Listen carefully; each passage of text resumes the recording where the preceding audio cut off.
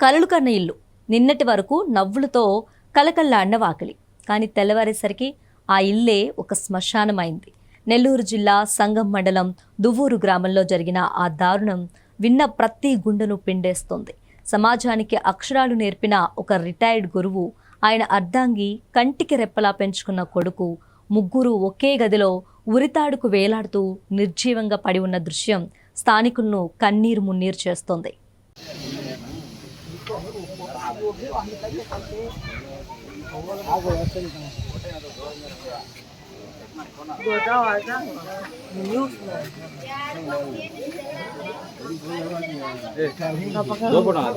Retired teacher Madhusudan రావు భార్య రత్నవేణిలది ఎంతో ఆదర్శవంతమైన జంట.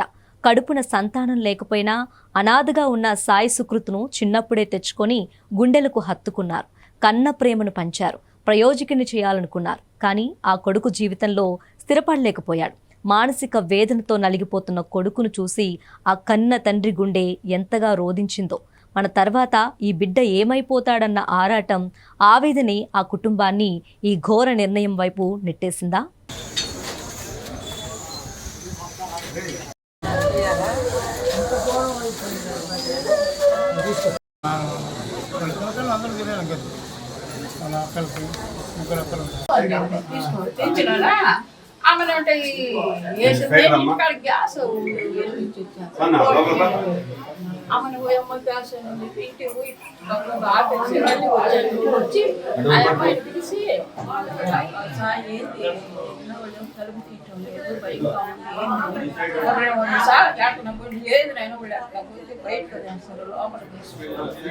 అని చెప్పి ఆమెను వచ్చి చూసి తాళాలు ఏంటనే ఉండేసి ఏంటంటే తాళాలు వేసిన తాళాలు ఆ తాళాలు ఒకళ్ళు తీసి పొలంలో దించి ఆమె పొల చూశాడు. అప్పుడు నేనే వచ్చి ఇది మామూలుగా వేసుకుంటారు. ఇక్కడే గుండెల్ని మెలిపెట్టే అనుమానాలు మొదలవుతున్నాయి. ఆత్మహత్య చేసుకోవాలనుకుంటే తమ చేతులను తామే అంత గట్టిగా ఎలా కట్టేసుకోగలిగారు? ఒకరి చేతులు ముందుకు, మరొకరి చేతులు వెనక్కి విరిచి కట్టేసి ఉండటం వెనుక ఉన్న మర్మమేంటి?